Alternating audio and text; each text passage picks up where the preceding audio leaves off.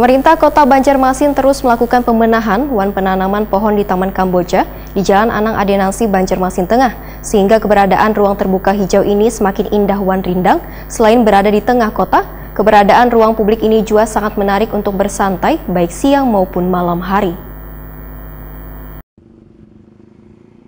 Pemerintah Kota Banjarmasin terus melakukan pembenahan wan penanaman pohon di Taman Kamboja di Jalan Anang Adenansi, Banjarmasin Tengah. Selain berada di tengah kota, wan menjadi salah satu ruang terbuka hijau di Banjarmasin.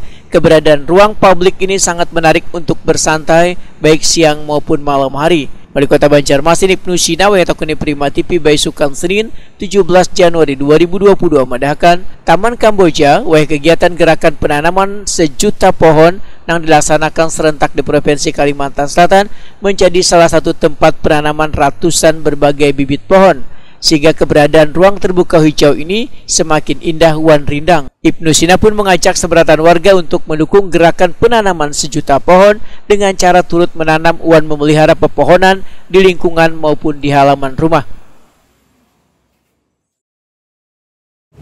Menanam pohon itu dimanapun, kapanpun harus pernah kita lakukan. Bukan hanya pada momentum hari menanam pohon sedunia, tetapi setiap saat, karena pohon itu diperlukan untuk kehidupan. Dan kota yang hijau, yang sustain, yang berlanjut, yang lestari itu adalah bagian dari upaya kita untuk menjadikan kota itu menjadi kota yang sustain ke depan, artinya berkelanjutan. Nah, makanya Nabi kan mengajarkan besok mau kiamat, hari ini ada sebiji kurma, tanam segera, seperti itu. Nah, termasuk juga kita harus memperhatikan soal lingkungan, karena salah satu visi misi Banjarmasin Mbak Ima dan Nabi Murtabat adalah barasih. Barasih yang ketiga itulah barasih lingkungan kita.